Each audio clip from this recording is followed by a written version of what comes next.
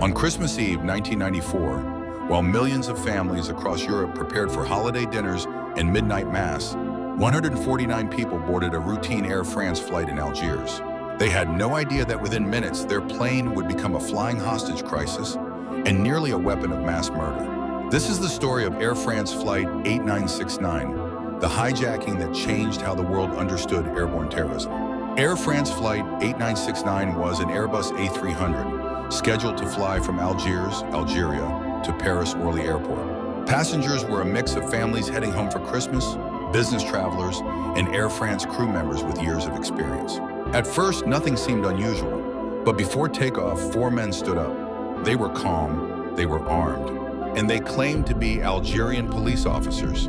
They weren't. There were 4 hijackers, all members of the Armed Islamic Group of Algeria, GIA, a radical Islamist organization responsible for brutal violence during the Algerian Civil War.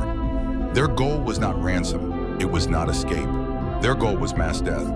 Investigators would later learn the hijackers intended to fly the plane into Paris, targeting landmarks like the Eiffel Tower or Tour Montparnasse.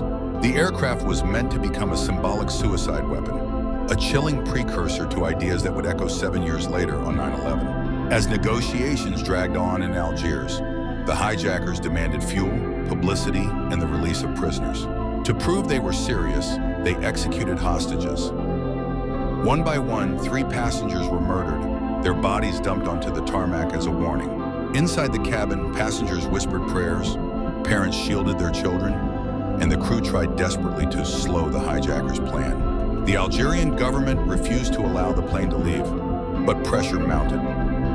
Eventually, they relented. On December 26, 1994, the aircraft finally departed Algeria and landed at Marseille Provence Airport. What the hijackers didn't realize was that France had been preparing for war. Waiting on the ground was one of the most elite counter-terrorism units on Earth, the GIGN. As night fell, the GIGN positioned snipers, assault teams, and armored vehicles around the aircraft. The hijackers believed they were refueling. They were wrong. At 5:12 p.m., French commandos stormed the plane. Gunfire erupted, windows shattered, explosions rocked the fuselage. In less than 20 minutes, all 4 hijackers were killed. 173 hostages were rescued, and while several GIGN operators were injured, none were killed. The aircraft was riddled with bullets, but Paris had been spared. French authorities later confirmed what many feared. This was one of the first confirmed suicide terror aviation plots in modern history. The attack led to major changes in airport security, expanded counter-terror training, and intelligence sharing across Europe. Today, Air France Flight 8969 is remembered as the disaster that almost happened. On that Christmas in 1994, ordinary passengers became unwilling participants in a global turning point. They survived, not because of luck, but because France acted before it was too late. This wasn't just a hijacking, it was a warning.